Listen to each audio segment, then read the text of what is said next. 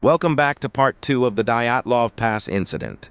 When we left off, 9 experienced Soviet hikers had been found dead on Dead Mountain after apparently cutting their way out of their tent and fleeing into minus 30-degree temperatures with no shoes or proper clothing.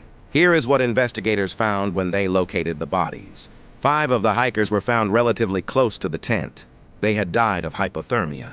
Their bodies showed signs that they had tried to return to the tent but had not made it. But the remaining 4 hikers told a different story entirely. They were found months later buried under several meters of snow in a ravine some distance from the tent.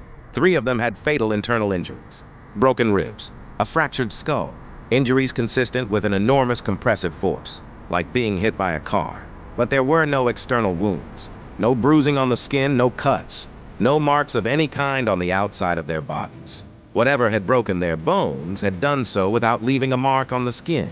One of the women was missing her tongue and eyes. Investigators attributed this to decomposition and scavenging animals, but the absence of her tongue specifically has never been satisfactorily explained. Soviet authorities classified the investigation, and the files were sealed for decades. When they were finally released, they raised more questions than they answered.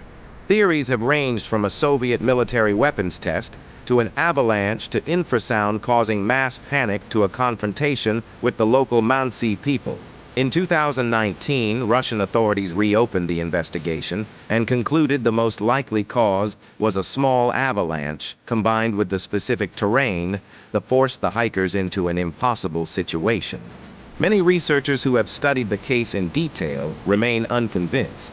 The pass where they died was renamed Dyatlov Pass in their honor. It sits in the Ural Mountains to this day, largely unvisited.